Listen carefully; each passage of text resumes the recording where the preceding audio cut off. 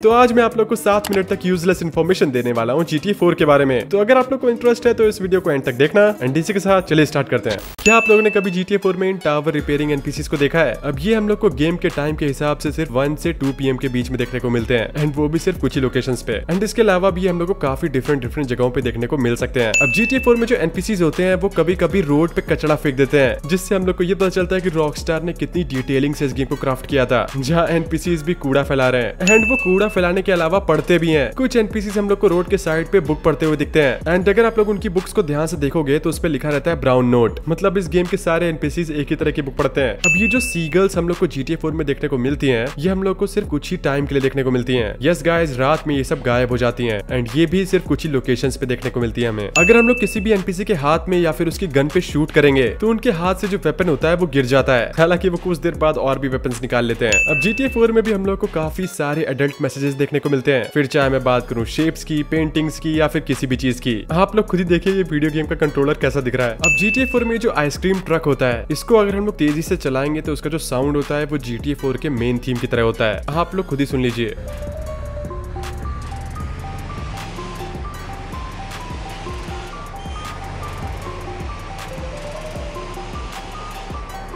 And GTA 4 में हम लोग को गोस्ट कार्स देखने को मिलती हैं। यस गाइस, ये तब स्पॉन होती हैं जब हम लोग गेम में आसपास नहीं होते, एंड ये सिर्फ इसलिए स्पॉन होती हैं ताकि ये लोग गेम को फिल कर सकें। एंड इनका मॉडल भी देखने में काफी अजीब लगता है। अब ये गेम इतना डिटेल्ड था कि आप लोग गेम जोन में अगर जाओगे तो वहाँ पे आप लोग को डिफरेंट मॉनिटर्स के मॉडल्स देखने को मिलेंगे। कुछ फ्लैट होंगे मॉडर्न टाइप के, एंड कुछ ओल्ड टाइप के होंगे। एंड गेम के कुछ लोकेशंस पे हम लोग को ऐसे गाना बजाने वाले दिखते हैं जो कि काफी बढ़िया ट्यून्स निकाल रहे होते हैं। एंड अगर हम लोग इनको पैसे देंगे तो हमारी हेल्थ भी बढ़ जाएगी।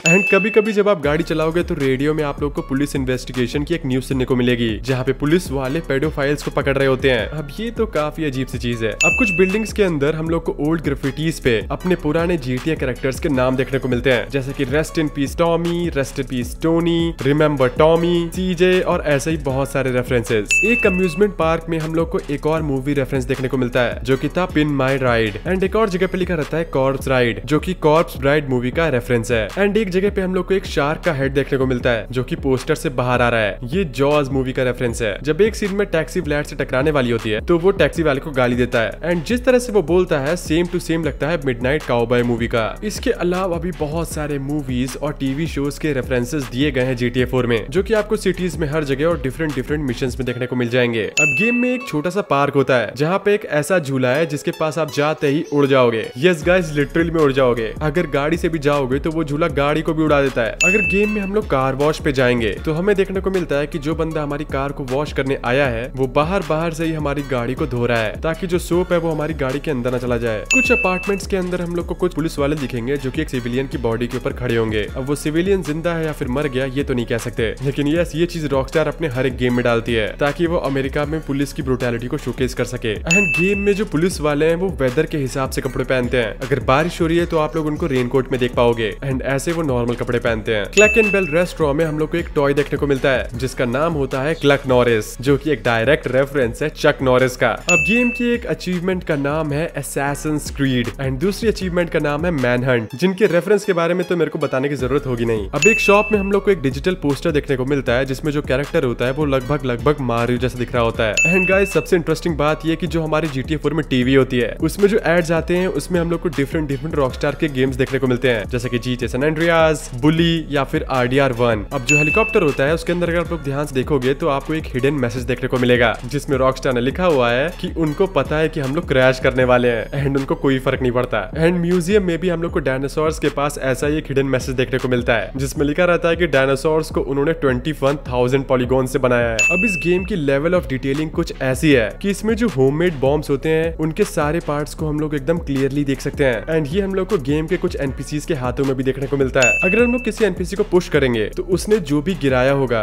उसके अंदर की चीजें भी हम लोग देख सकते हैं। यानी कि अगर उसने कोई डिब्बा गिराया तो डिब्बे के अंदर का कंटेंट भी हम लोग को देखने को मिलता है, जो कि इस गेम के रियलिज्म को और बढ़ा देता है। जो ट्रैफिक लाइट्स हैं वो स्टॉर्म के टाइम पे हवा के कारण झूलने लग जाती हैं। अब गेम के कुछ एरियाज पे हम लोग को ऐसे पोस्टर्स देखने को मिलते हैं जिनमें रशियन में लिखा हुआ है कि ये गेम का जो पार्ट है इसको हम लोग बाद में एक्सेस कर पाएंगे। अब अगर आप लोग इंटरनेट पे जाके सर्च करेंगे what they don't want you to know, तो वहां पे हम लोग को एक वेबसाइट मिलेगी जहाँ पे हम लोग को एरिया 53 देखने को मिलता है। एंड इसके अलावा हम लोग को पूरे मैप में जहाँ जहाँ पे कार्स हैं, वेपन्स हैं या फिर जहाँ जहाँ पे कलेक्टिबल्स हैं, वो सारी चीजों के लोकेशंस देखने को मिलते हैं। तो हम लोग ये कह सकते हैं कि एक हिडन गाइड था GTA 4 का। इसके अलावा हम लोग को एक स्टैचू देखने को मिलता है जिसके सर पे एक ट्रैफिक कोन है, जो कि एक रियल लाइफ लोकेशन से लिया गया है। स्कॉटलैंड में एक पुतले के सर पे भी ऐसा एक ट्रैफिक कोन होता है। जो स्टैचू ऑफ हैप्पीनेस आइलैंड का स्टैचू है, वो देखने में ऐसा लगता है कि रॉकस्टार वालों ने स्टैचू ऑफ लिबर्टी की पैरोडी बनाई है, जहाँ पे उसके हाथ में कॉफी कप होता है एंड वो एक काफी सेक्सुअल पोज में खड़ा रहता है स्टैचू। एंड उसका जो चेहरा होता है वो हिलरी क्लिंटन का होता है। एंड उनका चेहरा यहाँ पे इसलिए होता है क्योंकि उन्होंने रॉकस्टार के अगेंस्ट कैंपेन किया था, इसीलिए उनकी पैरोडी में उनका चेहरा लगा दिया। जो सुल्तान RS है वो इस गेम की सबसे फास्टेस्ट कार है एंड वो हम लोग को रोड पे नहीं मिलेगी, बल्कि वो हम लोग को छुपी हुई मिलती है बुशेस में। अब GTA 4 के घर में हम लोग को एक विंडो देखने को मिलती है, लेकिन इंटरेस्टिंग बात यह है कि जब रात के टाइम में इस विंडो को लाइट अप किया जाता है तो आप लोग देख पाएंगे कि इसके ऊपर एक वॉल्केनिक इरप्शन की पेंटिंग बनी हुई है। अगर हम लोग अपनी गर्लफ्रेंड को घर छोड़ने के बाद उसको दोबारा से कॉल करेंगे मिलने के लिए, तो वो हम लोग को रिप्लाई करते हैं कि उनको इतनी जल्दी दोबारा नहीं मिलना एंड वो सोने जा रहे हैं। एंड क्या आप लोग को पता है कि इसमें जो NPCs हैं वो एक दूसरे से ही लड़ने लगते हैं। अगर उनकी गाड़ी को किसी दूसरे NPC ने ठोका तो वो एक दूसरे से ही लड़ने लग जाएंगे। एंड इस गेम के NPCs अपनी सारी आमदनी सिर्फ फोन करने में एंड बाइनोक्यूलर से चीजें देखने में स्पेंड करते हैं। अब मिकाइल के मेंशन के पीछे हम लोग देख पाएंगे कि जमीन पे कुछ ब्लड स्टेन्स हैं एंड वो देखने में ऐसे लगते हैं कि किसी की बॉडी ड्रैग हुई है यहाँ पे, जो कि ये इंडिकेट करता है कि इस घर का जो ओनर है उसने बहुत सारी डेड बॉडीज को इस जगह से निकाला है। अब रॉकस्टार अपने गेम में अपने लोगोस हर जगह डालती है एंड GTA 4 उनमें से एक है। आप लोग उनके लोगोस हर जगह देख पाओगे। अब नीको काफी डिफरेंट तरीके से गाड़ी छीनता है दूसरों से। अगर कोई औरत है तो उसका अलग एनिमेशन होगा और अगर कोई आदमी है तो उसका अलग एनिमेशन होगा। अब ये जो स्टैचू ऑफ हैप्पीनेस है, इसके अंदर अगर आप जाओगे तो वहाँ पे आप लोग को एक धड़कता हुआ दिल दिखेगा जो कि चेन से बंधा हुआ है। अब यहाँ पे इसको किसने रखा ये तो नहीं पता। इसके अलावा हम लोग को CJ का पोस्टर देखने को मिलता है, जो कि देखने में ऐसा लगता है कि वो एक बहुत बड़ा बिजनेसमैन बन चुका है। एंड हम लोग को यहाँ पे एक मिनिएचर गार्डन देखने को मिलता है, जिसमें हम लोग को GTA Vice City and GTA San Andreas की काफी सारी लोकेशंस के मिनिएचर्स देखने को मिलते हैं। अगर आप लोग चाहते हो कि मैं ऐसी और भी वीडियोस लाता रहूं तो हमारे चैनल को सब्सक्राइब कर लीजिए। मैं मिलूंगा आपसे किसी नेक्स्ट वीडियो में। Till then good luck.